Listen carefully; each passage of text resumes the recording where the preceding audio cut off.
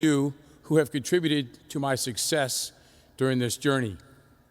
I'd like to recognize it is a collective accomplishment for all of us in this extraordinary medical profession to have an African-American man from a single-parent home of modest beginnings to rise to a leadership position for one of the most influential organizations in the world. An extraordinary honor and privilege. I'm also proud as we welcome our organization back to New Orleans for our 56th annual meeting for the first time since 2001. This is an important opportunity not only for the STS, but for New Orleans. As many of you will recall, we were scheduled to have our annual meeting here in 2005 until Katrina, the most devastating hurricane in our lifetime, hit and it destroyed the city of New Orleans. So we're happy and proud to support the people of New Orleans and encourage you to see this meeting, if it's your first time visiting the city, as a renaissance of sorts. Laissez le bon temps rouler. Let the good times roll. My goal today is to recognize and appreciate the many challenges, opportunities, gifts, and blessings we share as an organization and a profession. I hope that by honoring our past, recognizing our challenges, and inspiring our next generation, we will help to create a sustainable future. If you hear nothing else of what is said today by me, please understand that in my opinion, there's no time like the present to address the future of the Society of Thoracic Surgeons and our field of cardiothoracic surgery. And with effective, collaborative leadership and training, we can continue life-saving work that has saved millions of lives since the first open heart surgeries were conceived and performed just over 75 years ago. I do want to take a moment to thank my colleagues in the STS volunteer leadership and professional staff who have so generously given of their time and energy over the past several years. In particular, Doctors Richard Prager, Keith Nonheim, Mike Mack, Dave Fullerton, Joe Bavaria, Domenico Pagano, Sean Grondin, Joe Sabick, and of course, your President-elect, Joe Duraney. A special thanks to Mr. Rob Winbrand, Bill Seward, Graham Rush, Donna McDonald, Michelle Rush, and our new CEO and Executive Director, Elaine Weiss. Elaine deserves special recognition for jumping in with both feet over the past year. Few executives could do what you have done, Elaine, in a professional organization in unfamiliar territory, with such expertise and calm leadership presence. Our organization is in good hands with you at the helm. But who said it was going to be easy in these crazy times, particularly in healthcare? Our profession has and will continue to be challenged by extraordinary number of issues. Optimizing our database, concerns about public reporting, changing training paradigms, threatened reductions in Medicare reimbursement, conflicting interpretations of scientific research findings, star ratings. The list goes on and on of challenges over the past 18 months. Yet we are not the first professional entity or workforce to be challenged by these existential crises. My good friend and mentor and one of the nicest people on the planet, Dr. Bill Baumgardner, in his presidential address in 2003, spoke about cardiothoracic surgery, a specialty in transition from good to great, referring extensively to the lessons learned from the business literature, Jim Collins' book, which characterizes companies that go from being considered good to being great. In his time, escalating malpractice costs, student debt, resident work hours, and increasing attitudes of discouragement of our members were the issues of the day. Sound familiar? Bill's message in his address and his mentorship teaching is that level 5 leadership, using a blend of humility and professional will, can and will make a difference. So in the face of a gathering storm over the past few years, Joe Duraney and I have often referenced lessons learned by other great leaders like Winston Churchill when commenting on the potential for the start of World War II. He reflected that a pessimist sees the difficulty while an optimist sees the opportunity. This message resonates with us now as we attempt to provide positive leadership through the eye of the modern-day storm. My colleague and co-chief resident Juan Sanchez has recently highlighted current teachings from the lay literature, referring to these disruptive changes as a call for dual transformation. This highlights the need to not only tap into our current organizational strengths, think about our database, to maximize its resilience, but also to create a new growth engine such as machine learning or augmented intelligence to improve risk-adjusted outcomes and reporting now. This dual transformation was and continues to be the leadership challenge of our year. These technologies allow the system to learn, identify, and patterns of decision-making with minimal human intervention. But physicians and patients alike need to learn how to use them and decide when the technologies are suitable and valid. As with many transformational technologies, it's important to remember that life is not about waiting for the storm to pass. It's about learning to dance in the rain. As we think about transformative events, this year is also the 75th anniversary of remarkable events which started in the early 1940s. The birth of cardiac surgery and the evolution of our specialty was promoted when Dr. Alfred Blalock was appointed as the chief of surgery at Johns Hopkins, and along with Helen Taussig, began their extraordinary collaboration to care for children with life-threatening congenital heart defects, the blue baby syndrome, characterized by diminished blood flow to the lungs. Against the backdrop of Jim Crow segregation, Dr. Blalock enlisted the assistance of Vivian Thomas, a black carpenter's apprentice, to develop techniques in the laboratory which were ultimately responsible for treating and saving hundreds of blue babies. Although he never went to medical school, Vivian Thomas continued to teach dozens of surgical residents, like William Longmire, Henry Bonson, and Denton Cooley, to perform this life-saving surgery. This helped to launch the Blalock-Taussig Thomas Congenital Heart Center in 1944, and the first blue baby procedures and a new generation of surgical therapeutics. 30 years later, Vivian Thomas was recognized for his pioneering work with his appointment in the School of Medicine as an instructor emeritus in surgery. But it was Thomas's collaborative efforts and visionary efforts with Dr. Blalock that unlocked the future of cardiovascular surgery. Yesterday, we were proud to celebrate the inaugural Vivian Thomas Lecture, and we recognize these efforts with pride and respect for what can be accomplished in even the most challenging of times with visionary leadership.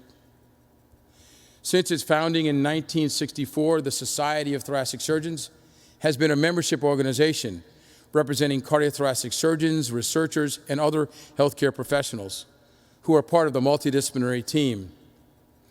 While the founding leaders represented the predominant white demographics of our specialty at the time, as the first person of color to receive this great honor to serve this membership, I am proud to do so. I am proud to reinforce our commitment to ensuring the best possible outcomes for patients with surgeries of the heart, lung, and esophagus. To be part of an organization that counts among its core values diversity and inclusion, in addition to quality, innovation, professionalism, and teamwork, it really is a fantastic honor. We are an organization that welcomes all races, genders, religions, and ethnic backgrounds from far and worldwide. But please make no mistake that this honor has been and should be based upon performance. I'm proud to underscore that leadership in our organization is about excellence. This is a meritocracy. One of my role models and mentors, Dr. LaSalle Lafall, the first African American to serve as president of the American College of Surgeons and the American Cancer Society, was quoted by saying that excellence of performance will transcend artificial barriers created by man. If my presence in this role affirms someone's sense of belonging and contribution, I think that's great. This role and leadership acknowledgement must be about merit, impact, effort, and performance. I am proudly appreciative and profoundly appreciative of the opportunity to lead the STS. But simply put, we have been and continue to be a group who come together voluntarily to solve problems, to meet common needs, and to accomplish common goals. I want to thank our board of directors for their tireless efforts this past year. As a membership organization, we serve our entire specialty to enhance the ability of cardiothoracic surgeons to provide the highest quality of care through education, research, and professional advocacy. With over 7,500 members in 99 countries, we are a global organization. So as we think of the impact of coronary revascularization to relieve angina or valvular dysfunction and prolong life expectancy, has been, once again, a transformative action. With contributions from Gibbons and Lillihei and their innovative efforts in the evolution of cardiopulmonary bypass and evolving technical enhancements, the field of coronary, structural, and congenital heart surgery has evolved as a modern miracle of our time. Yet, with the release of hospital mortality rates in the lay press in 1986, it became apparent that not all coronary patients were the same, provoking consideration of methods to assess risk for poor outcomes and ways to level the playing field on performance metrics being reported by regulators and the lay press. Through efforts of the STS ad hoc committees evaluating risk factors for coronary surgery, risk adjustment concepts were emphasized and a new understanding was born. Performance metrics were to be risk adjusted. In 1989, the STS National Database and Quality Program was established. Throughout its 30-year history based upon data derived from 8 million patient records, it has evolved to support the needs of our patients as well as multiple stakeholders, including hospitals, local, state, federal government agencies, payers, regulators, and the public. It has and continues to be widely recognized as the standard bearer in the clinical registry universe, with over 90% of the programs in cardiac surgery in the United States reporting the results, and participating many more in other disciplines across the globe. In his presidential address in 2001, Dr. Mark Oringer asked a question that resonates with us today. Referring to the STS database activities, he asked the membership, "What's in it for me?" He highlighted that during negotiations with the RUC, the Relative Value Unit Committee, in which the STS made the case to increase reimbursement for pulmonary and esophageal resections, in the absence of a national database, the case would have been lost. He further emphasized that what we achieved together was for the future good of our specialty. With greater unity and participation, we would succeed. And this is a message that resonates today. During this past year, I've been waving the flag of the STS around the country and around the world. And I've been impressed by many examples of Dr. Oringer's vision and his wisdom.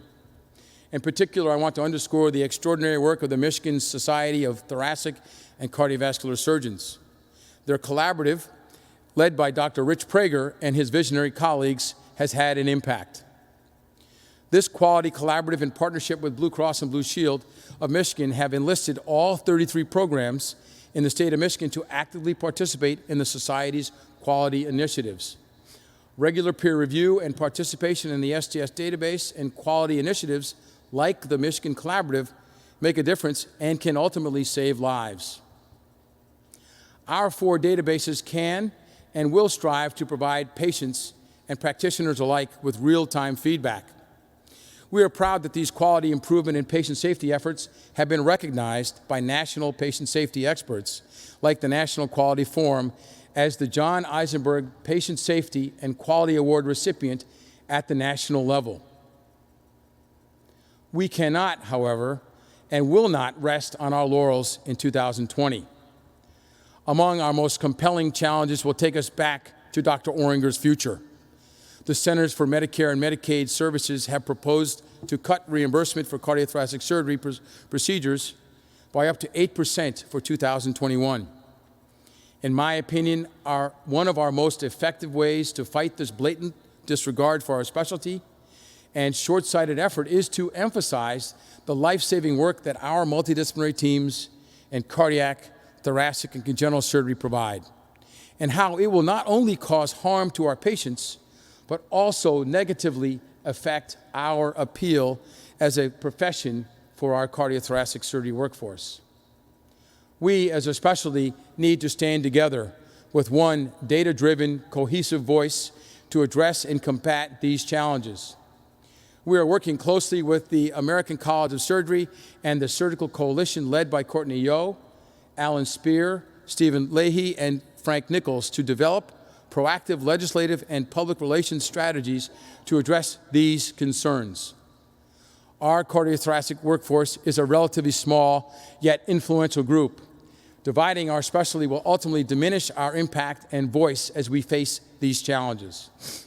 It's clear that with common interests, we will benefit from common efforts. As Lincoln suggests, that one house divided against itself cannot stand. I encourage all members of our specialty to stand together to enhance our voice and data offerings collaboratively to support future advocacy efforts. We welcome everyone in cardiothoracic surgery under the tent at the individual and association level to join forces as the House of Cardiac Surgery. The TVT Registry collaboration with our cardiology colleagues at ACC is an example of how collaboration has paid extraordinary dividends. We use STS database in collaboration with ACC Cardiology to establish evidence-based best practices and document quality improvement. Let us briefly look at the world of aortic valve surgery as an example. The TVT Registry stakeholders include professional societies, government agencies, hospitals, networks, and device manufacturers and research leaders. This clinical registry allows all to track performance metrics, complications, and critical patient safety signals, like the conversion to open procedures, the need for pacemaker insertion, and valve degeneration. The number of sites performing TAVR continues to grow, and for the first time in 2019, TAVR surpassed surgical AVR in all of its forms. I'm proud to say that in response to these market changes and the training needs of our specialty, our surgical leadership at the American Board of Thoracic Surgery, led by Dave Fullerton, Vaughn Starnes, and Mike Mack, has proposed the creation of a new tract in cardiac surgery, focusing on training and acquisition of structural heart wire skills, and they may also create fellowships in structural heart disease after residency. Our commitment to enhancing and modernization of our most valuable asset over the past 2 years has really had a significant impact. We're hopeful that these improvements will make a difference in your practice and in the care of your patients. Earlier this year, STS contracted with IQVIA, a leading healthcare technology company, to serve as the warehouse for the STS database. DCRI will remain an important STS partner and analytics center. This has been an expensive and challenging process, requiring hundreds of management and leadership hours. Yet we maintain our resolve to create a better product based upon your experience and feedback. Our goal is to assess the foundations of appropriate risk-adjusted outcomes while enhancing participation, satisfaction, and reducing data entry, and maximizing database utilization and ease of use. With a patient-centered approach, our ultimate goal is improvement, not measurement. This phased approach of implementation of our new database over the next 6 months requires your engagement and feedback. Emphasizing composite measures to improve outcomes in the most common procedures, the operative mortality of CABG has been reduced significantly from 3.5% to just over 2% since 1990, saving hundreds of lives.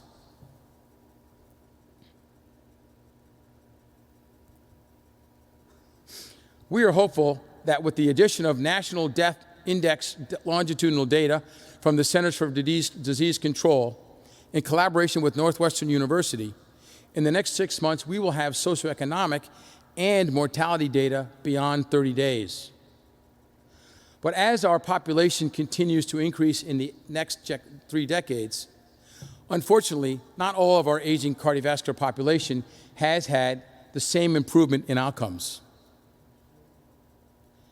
In spite of general improvements, women continue to experience higher hospital mortality after coronary artery bypass surgery. And in a retrospective analysis of the STS adult cardiac database of CABG patients between 2011 and 2018, in over 1 million patients, female and black patients had higher rates of hypertension, stroke, chronic lung disease, and end-stage renal disease, and chronic heart failure. Heart disease and lung cancer are among the leading causes of death in the Western world, and they decrease life expectancy between black and white patients significantly and impact outcomes in the United States. African American men and women have a disproportionate reduction in life expectancy in the U.S.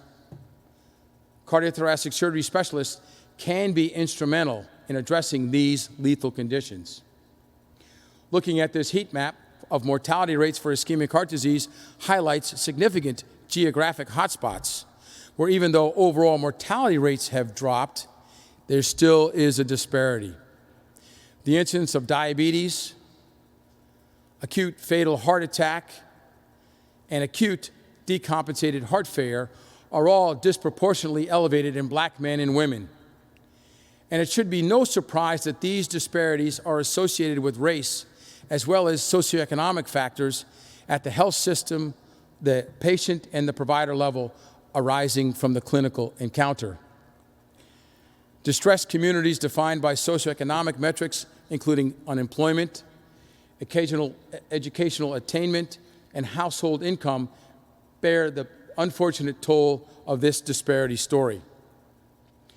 Now, there are many approaches to address these disparities in healthcare, including dedicated research, public policy initiatives, improved access, and broader cultural competency. But I hope that you will agree that with a more diverse and inclusive workforce, including women and people of color, we will improve patient care and help save lives in patients with cardiovascular and thoracic disease.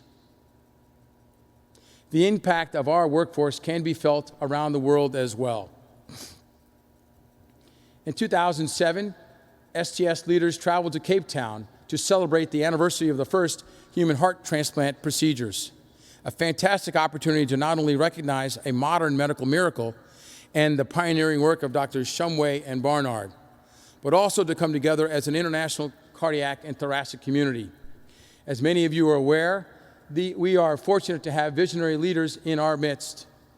Chip Bowman and Peter Zilla, who serve as champions for the underserved and impoverished in global communities. These efforts in places like Rwanda, featured in the New York Times over the past decade, have improved hundreds of lives. However, many more could be impacted with the efforts of our work together and ultimately identifying resources and teams with the time and the energy to volunteer and train Indigenous persons to create sustainable cardiovascular care. With over 600 potential patients with rheumatic heart disease worldwide, I'm proud to say that our association, in collaboration with AATS, EACTS, the Asian Society of Cardiovascular Surgery, and the World Heart Federation, are rising to the challenge through the Cardiac Surgery Inter-Society Alliance, a collaborative whose mission it is to develop strategies to address rheumatic heart disease in the developing world through increased access to life-saving cardiac surgery.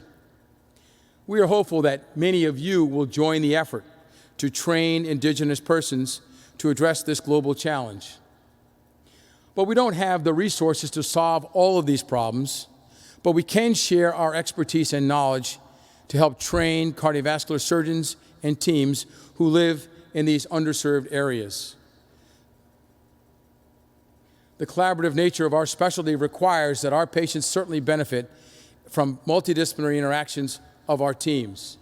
It is a team sport, including not only surgeon leaders, but nurses, anesthesiologists, physicians assistants, perfusionists, advanced practice professionals, residents, and fellows, all mobilized to support the well-being of our patients.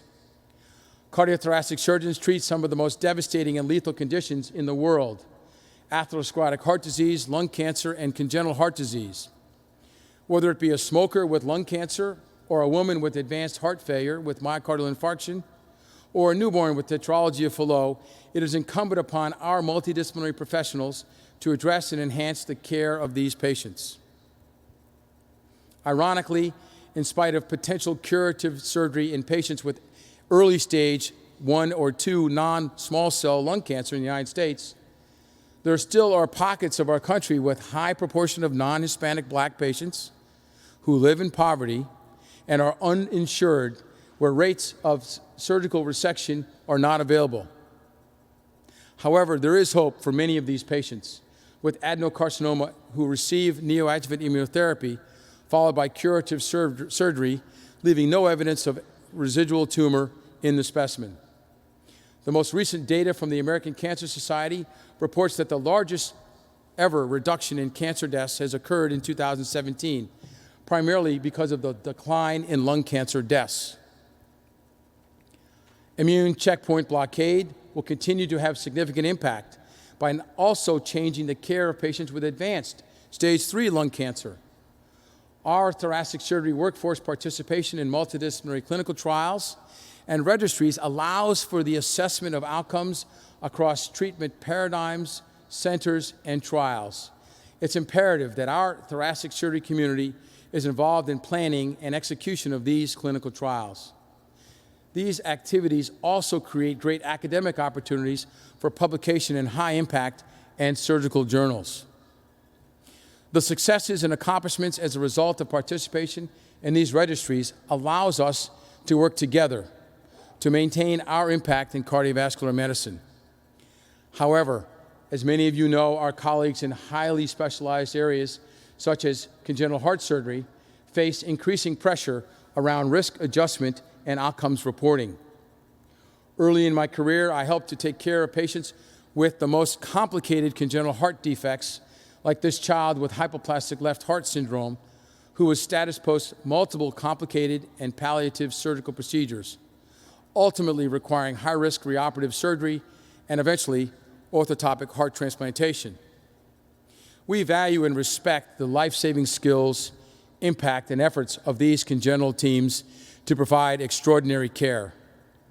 The STS endeavors to report accurate, timely, understandable, risk-adjusted outcomes that reflect the extraordinary work of our congenital and pediatric surgical teams. We also understand that comprehensive risk assessment is extremely challenging, given the complexity of associated medical and genetic variables influencing congenital surgical procedures. The fundamental goal of risk-adjusting outcomes is to compare a provider's results for their specific patients with results that would be expected on a reference benchmark. We believe that it's inappropriate to rank surgeons or institutions and heart programs using STS database outcomes. However, we cannot determine how entities like the lay press use STS data. It's unfortunate that the lay press has reported patient outcomes in this manner. Earlier last year, this was damaging to both families and providers alike. I am, however, optimistic that under the direction of our incoming president, Dr. Joe Duraney, who's a world-renowned pediatric and congenital heart surgeon and president of the Congenital Heart Society, we have a champion for fairness and transparency in this field. We've also appointed an ad hoc task force of congenital surgeons to advise the STS on these matters. And we've implemented changes of our website, including improvements in the introductory text on congenital reporting of volumes and observed versus expected outcomes, and removing the star graphics, favoring the reporting of 10 benchmark congenital procedures with institutional volumes and stat category outcomes. We're encouraged by the response of the congenital community to these initiatives, and we hear you and continue to value your input. We're also excited to take the wise counsel of our congenital colleagues in states like Pennsylvania, where they have adopted public reporting efforts to improve patient and family-friendly websites based upon parents' preferences. We look forward to the ongoing continued collaborations with our congenital colleagues through interactions like the Action Learning Network, a collaborative group of committed clinicians, researchers, and parents with the goals of improving outcomes for patients with heart failure by sharing data transparently, improving education, and enhancing best practices. Even though my father passed away when I was young, my brothers and I were fortunate to have an extraordinary family network led by my mother, maternal grandparents, and our extended family who served as role models, mentors, and sponsors. They created a nurturing environment with lots of help to guide 3 young African-American men to avoid the obvious pitfalls that plague many young men who grow up without safe homes, structure, or guidance. Throughout my career, I've benefited from this mentorship with so many generous professionals, many of you in the audience. In retrospect, I've tried to examine what are some of the key success factors during this journey so that I might have a greater appreciation as a leader, and maybe I can pass some of these lessons and attributes along not only to my family, but to my mentees and to my colleagues. Angela Duckworth has been recognized as a pioneering psychologist and a recipient of the MacArthur Genius Award. She's written that the secret to outstanding achievement is not talent, but a special blend of passion and persistence called grit. I suspect most of the people in this room know what this is. But by whatever name you use, I imagine that it was instilled in us as my mother practiced it every day. These lessons were reinforced in my formative years at the University of Pittsburgh by people like Bahnsen and Starzl and Griffith and Hardesty and Ladowski. Throughout these challenging times of training, great mentorship really made a difference. To have a trusted counselor allows most of us to recognize our own strengths and weaknesses and to rise above the current circumstances that we face. One might ask what the difference is between some of these roles as a teacher, role model, mentor, and sponsor. It's about personal commitment between the mentor and the mentee. The concepts have been further advanced in the lay literature to differentiate mentorship and sponsorship. While mentors take an interest in the protege, sponsors invest in your career to help develop you as a leader. They expect a great deal in return, primarily stellar performance and loyalty. And once again, I've benefited from extraordinary sponsorship from leaders in our field, like Baumgartner, Britt, Crawford, Oringer, Mack, Fullerton, Montgomery, Rice, and Crone. These folks have been instrumental in my success, and I'm deeply appreciative of their support. This is not uniquely the province of male sponsors. Yet until we enhance the role of underrepresented minorities and women as sponsors, we will not fully be inclusive of those who have historically been left out. In order to be effective in this role, the sponsor must have enough leverage in an organization to make a difference and to make things happen. So for those of you who aspire to be in the game of leadership, to follow a career path in leadership of academic enterprises or of great professional organizations like the Society of Thoracic Surgeons, I encourage that you should be a student of leadership to prepare for the journey. It's often challenging, and this past year has reinforced my appreciation and resolve for that difficulty. It is not for the faint of heart. My approach to this role over the years has been to prioritize the needs and interests of our specialty, and in particular, those who work and support the STS as a servant leader, ultimately to help create a supportive and positive environment. These positive relationships have enhanced not only my own evolving emotional intelligence through interactions with many of you, but also to help create a positive impact on key performance metrics. However, there are and always will be times when people have a difference of opinion, and you must enable diversity of thought to percolate up rather than just to run down. This is harder than it seems. As we've learned during the past year, the role of effective leaders is to orient the view towards opportunity, not crisis, understanding that there are things that really matter and only a few that you can control. So focus on those that intersect between these two apparently immovable forces. Our surgical workforce is quickly changing from the traditional male-dominated baby boomers, cardiovascular pioneers, to a Generation X and millennials who have different work and personal expectations. These will require our specialty to be flexible and adapt. As my son Jon recently said in his wisdom as a fourth-year medical student, we need to, Dad, either adapt or die. In order to chart a new course, we can honor the past, but we still have to create a map for a sustainable future now. Our surgical workforce is quickly evolving to include more women than ever before, and the growing number of women in all areas of interest has been evidenced by this recent article by the Women in Thoracic Surgery, demonstrating the growing number of medical students, residents, and early career surgeons in our midst. So we must evolve to support the needs of our trainees, particularly women in the training environment and in professional life. I'm sure most of you are aware of the recent concerns highlighted in the New England Journal of Medicine article about the surgical training environment and its impact on mistreatment in particular in women, leading to burnout and professional devastation. As educators, we must create a more receptive and collegial work environment while still maintaining the high standards and expectations that our patients and profession demand. So I'm sure that those of you who are in the audience early in your career are asking the same questions that I did when I was sitting in the audience 30 years ago. What's the future hold for me? It's clear that there is a sea change in cardiovascular care, transitioning to minimally invasive approaches from TAVR to mini thoracotomies for LVADs, driven by demand for patient-centered care, shorter length of stay, and reduced costs. I want to highlight the success of one of our rising stars with an interest in structural heart disease, who benefited from such a paradigm in training change. Dr. Anita Kruger has been a successful launch in her career at Baylor Scott White after completing such a fellowship.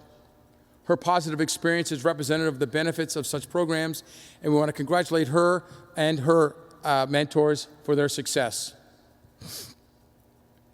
It's fascinating to reflect on the predictions of shortages of cardiothoracic surgeons by visionary workforce leaders like Bruce Lytle, Dick Sheeman, and Doug Wood, as far back as a decade ago.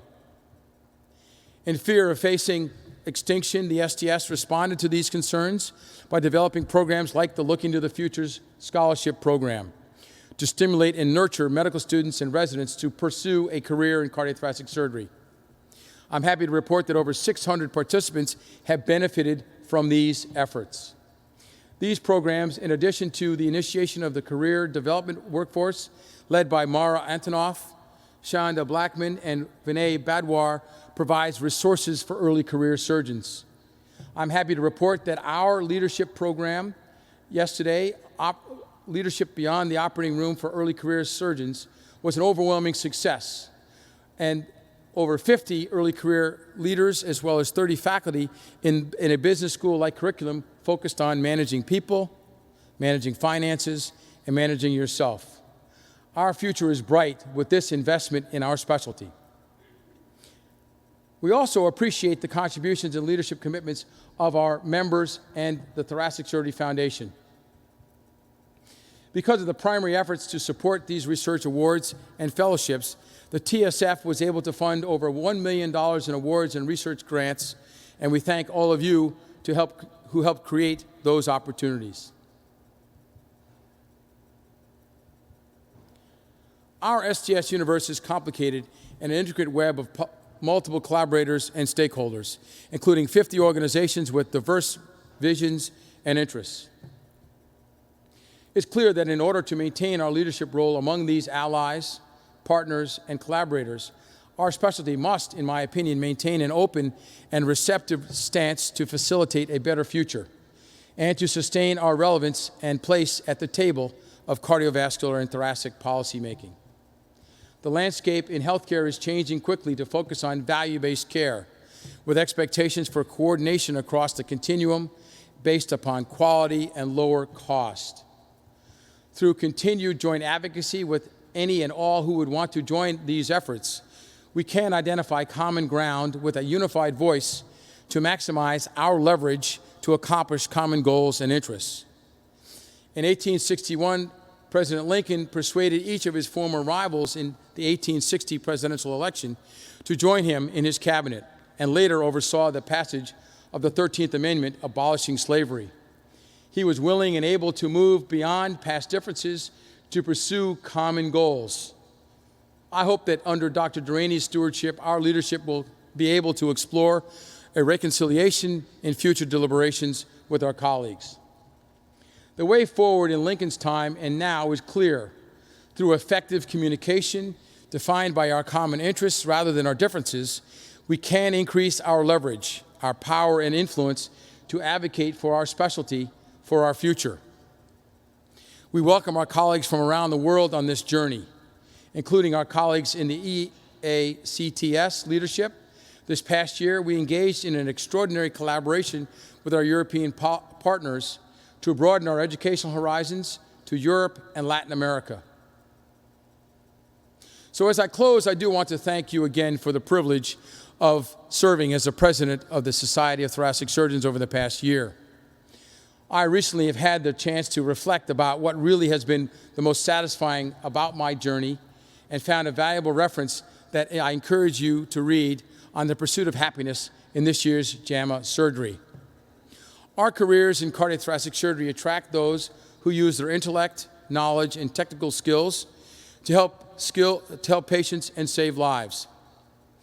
In spite of the complexities, challenges, and risks of professional burnout, I believe that I've been most successful when I have a positive outlook on the daily challenges. So these authors have recommended a number of potential tools to promote a positive disposition in an effort to optimize the joy of surgery. It's really a state of mind and a no-brainer. We should identify 3 things each day that you are grateful for. Look for humor in our lives, be intentional in our actions, be a leader, be a teacher, and learn to cultivate compassion in our lives. Stay involved in your community and consider accepting coaching as a means to an end. It's clear that few, if any, of us who reach these leadership roles have arrived without significant help and support. Extraordinary journeys always require assistance. This African proverb typifies the message that if you want to go far, you must go together. So I say thanks to my colleagues and the administrative team at Johns Hopkins who have been so supportive over the past year, including Peggy, Lisa, John, and the cardiac surgery group, as well as our outstanding administrative and leadership team at Hopkins, as well as at the STS. They are so capably led by Elaine and the rest of the team. I want to say special thanks to Bill, Natalie, Colleen, and so many more of you. The list goes on and on. As is true in most of our lives, family is the foundation for personal and professional happiness. I am so proud that my brother Kevin is here. I think that we stand on the shoulders of our family who sacrificed everything to give us a better life. I know we both wish that both Mom and John could be here today. And to our 3 great kids, John, Grace, and Grant, we're so proud of you and thank God every day that you take after your mom. We know that the bar is high, and we have all the confidence in the world that you will continue to grow and succeed in whatever you do.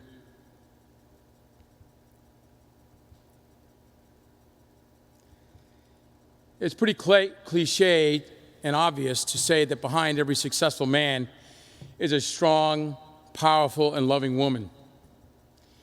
But needless to say, since the first day of my internship, Molly B. Kern, you have been standing by me through every twist and turn, 7 moves to follow my academic career, and the many personal and professional challenges that we have faced. You still provide love, resolve, and guidance to succeed, and you are a tremendous foundation upon which our extraordinary family depends, and we could not have done it without your support. I believe the future is promising for our specialty, yet there's lots of work to do. We can only succeed with a focus on quality, collaboration, teamwork, developing and resolve and grit to train the next generation of surgical leaders. This will only be a successful journey if we treat each other with respect and civility as professionals and use our gifts to overcome overt and unconscious bias, as well as sharing in fellowship and sponsorship of our colleagues, friends, and family. So I close with a poem from an unknown author that my wife gave me, and has hung in our home since our early days. It's called Gaining Through Losing. We ask God for strength that we might achieve. We're made weak that we might learn humbly to obey. We ask for health that we might do greater things. We're given infirmity that we might do better things.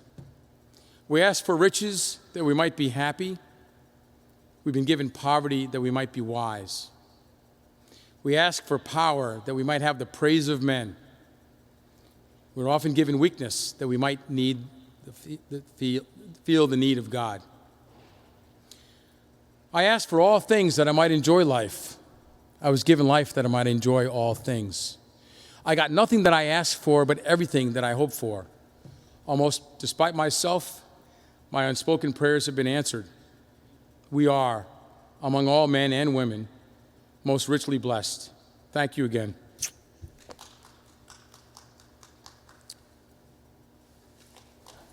Is that all right?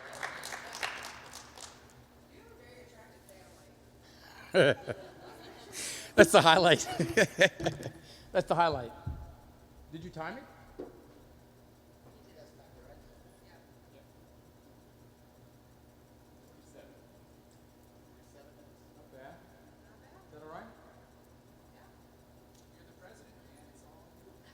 Gotta be less than, I think 50 was what I had hoped. Yeah. I had a couple of goofballs, stumbles in there. I forgot to advance that stuff. I always forget that stuff. That was great. That was really You good. all right? Sounds great. You all right? Yeah. All right. I'll see if I can make it work. Feel comfortable? Feel good? Would you like to hear the walk-in music? Yeah, that'd be great. So we're going to welcome our good friend Bob. Hold on. I think the teleprompter worked okay. Did I move back and forth enough? Is it all right? Here we go. I wanna feel high on a Sunday morning. I wanna feel like it's all brand new. Just keep it going. That's great. And for your walkout, Come on, baby, let the good time roll. Come on, baby, let me thrill your soul. Come on, That's great. All right. and that's that. Is it all right? What critique do you have for me? What do I need to do differently? Better? I think the tempo was great in terms of the pace of the teleprompter. Very nice. Thank you very much. Thank you. Can you hear me back there? Was it all right? Yeah. When you shift your weight, try not to get too far away from the mic, because you'll lose a little volume if you. Okay. You're standing up there for a while, so I get it. But that was the only. There's a couple times that. I did a shift of trying to get this leg to kind of get blood back in. Yeah. I know, but you've rehearsed now, so yeah, you'll All right. feel better. And that's literally it. That's my only feedback. Okay. That was great. Anything else? No. Thanks. Great talk. All right, thanks. Is it all right? Love it. Great. Thank you. Joe, you up? I'm afraid to hear it. You gotta just put a dartboard up there. You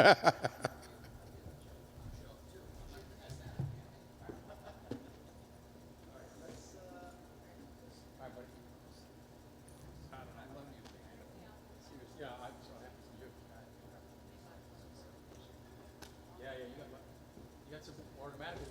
You got some. Oh, yeah, sure.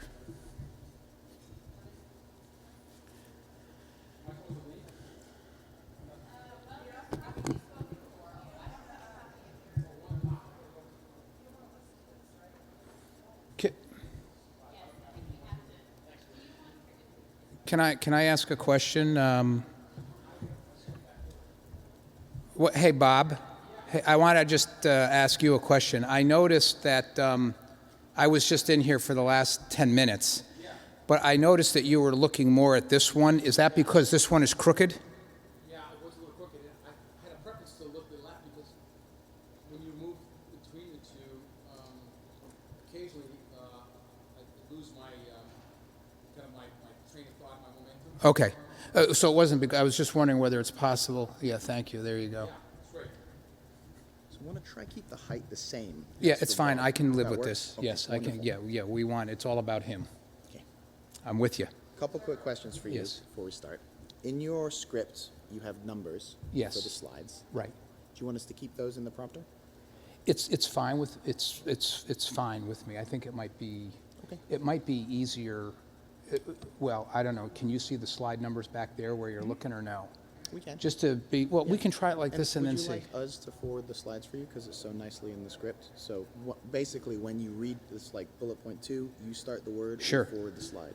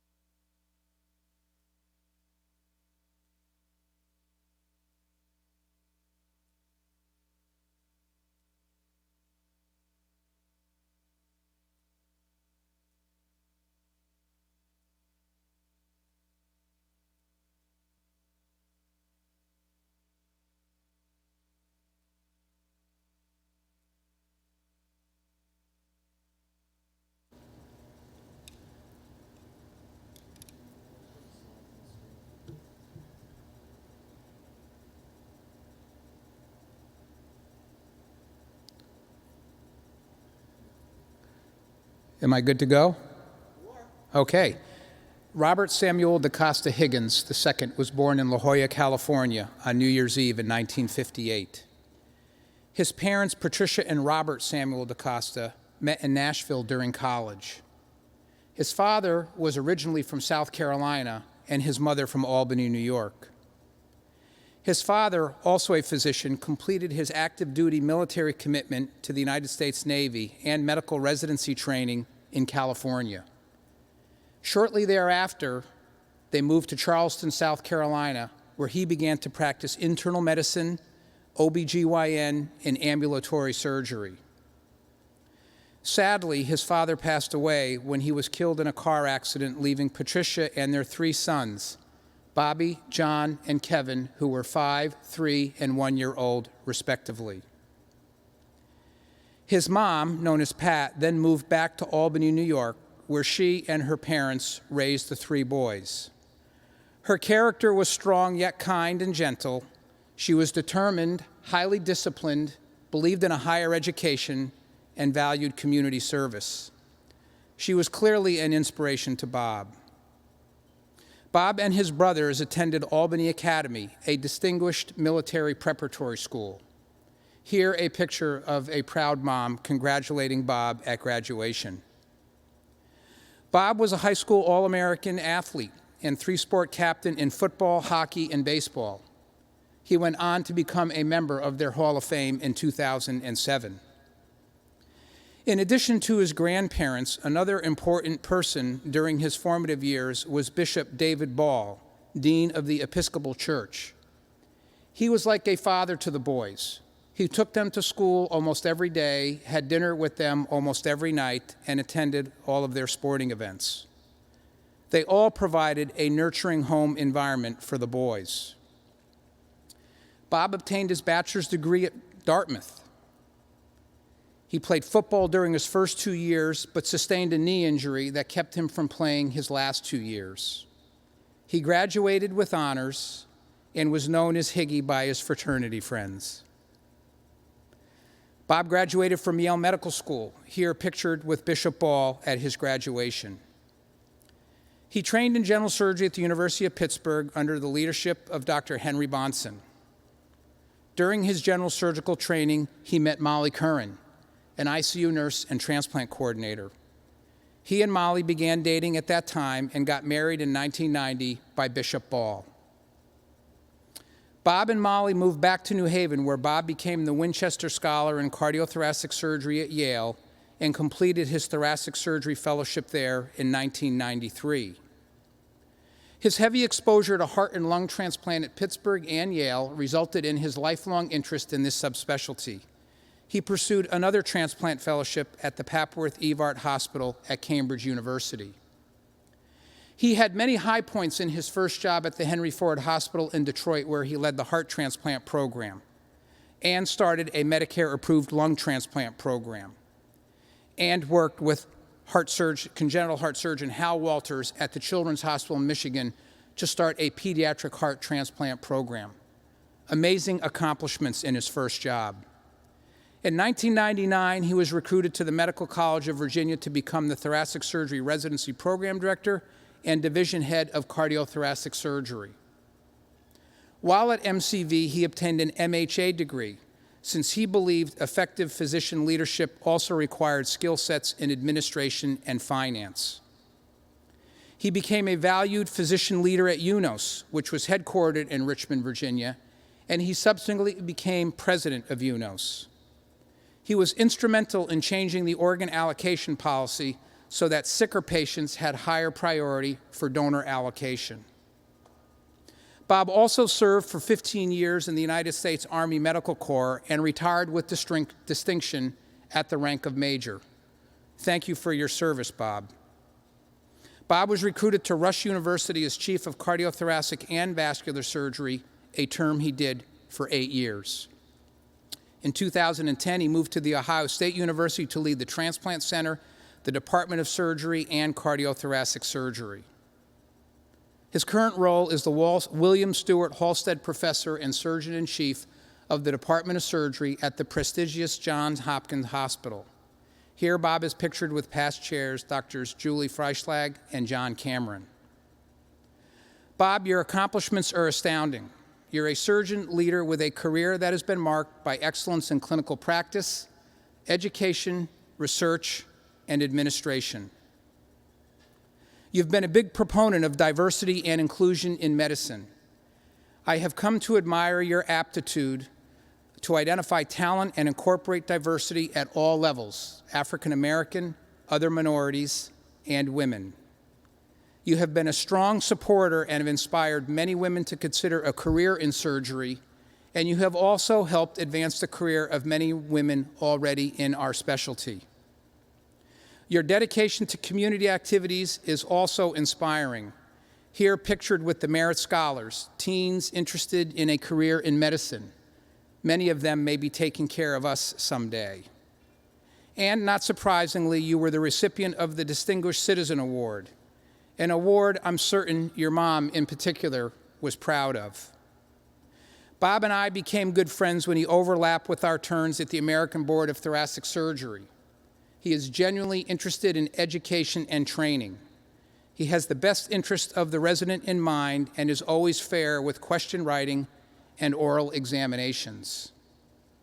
Beyond his passion for football, he's an avid golfer and even scored a hole-in-one at one of our golf tournaments. However, the real hole-in-one in Bob's life is his beautiful family, his most cherished accomplishment.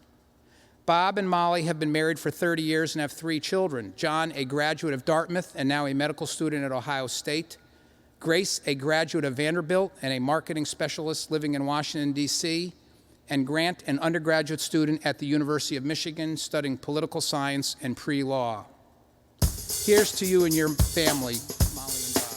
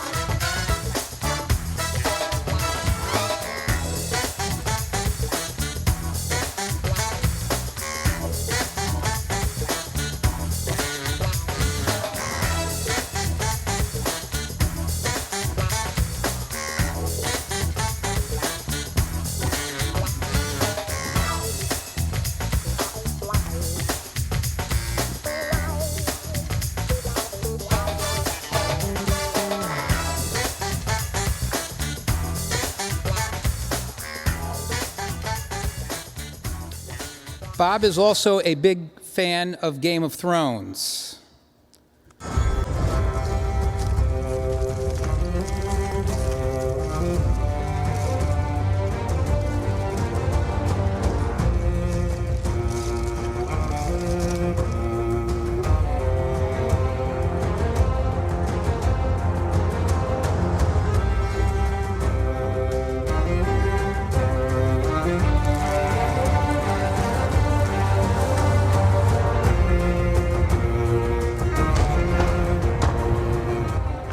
Bob, you've achieved excellence in many professional and community venues, and your many accomplishments are earned and well-deserved.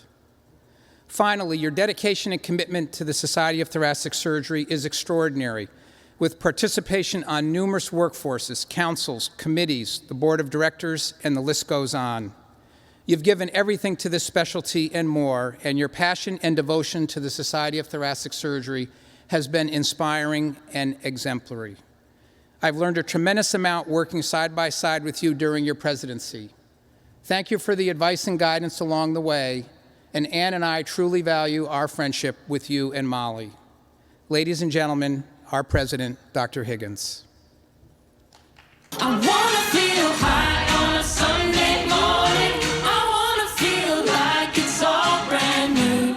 I wanna feel So, what do you think? Videos are spectacular. You click the video, the first video, just a smidge too I wasn't controlling the videos. They were doing it. W- You know, the one with, and you were like, and now it's a good tribute.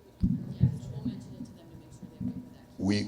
We did make some notes on the video timing, and they have made adjustments in the script, so we won't be rolling it before it's ready. Perfect. Okay. What? How long was it? I started this a couple seconds late, but you're like 9.5 minutes. Yeah, I wanted it to be about 8, but I mean, I don't want to rush through it, but I think it's okay. I mean, he deserves it. I mean, the introduction sets the stage. But you're allotted for 15. Okay, well then it's perfect. It's nice though because it can take people a minute to come back in, get seated, get Yeah. situated. So if we start a couple minutes late, then we stay. Well, if I'm allowed a little bit more time, then I may not go through it quite as quickly, because I was thinking I was going to be too long. Yeah, let yourself. It seemed perfect to me. Okay. Time at your pace, but Yeah, and and the slides look good, don't they? they're fantastic. Where's that picture of him standing there with that golf? Well, it's actually it's a picture that we took him out of the picture. It's a picture with other things. He's on a golf course. You know, he was on one of the fairways and he was looking, and so it's a picture from a golf course during an actual tournament. But we were able to pull it out and put it on a background because I wanted the look of the Focus and the STS and all that. Frame in the middle. Yeah, you can see the edge of one of the pits. Yeah, like come in a little tighter. And was the looking back and forth? Was it? It was okay. All right. Have you used a teleprompter before? Yeah. Very natural. Yeah. So okay, so you guys are satisfied with it. It's. I mean, I think it pretty much tells the story of Bob, which I learned a lot on. It's a great tribute to him and his family. I think. I know that, you know, his mom passed away 2 days before it was announced he was going to be president. We weren't sure he was going to be here at that business meeting. And then, you know, his brother, you know, but he's going to make reference that I wasn't going to start getting into all that. I mean, it's. What do you think? You think it's okay? Yeah, I really moved together at the same time. Yeah, kind of just watching yours and then seeing with Bob. Okay.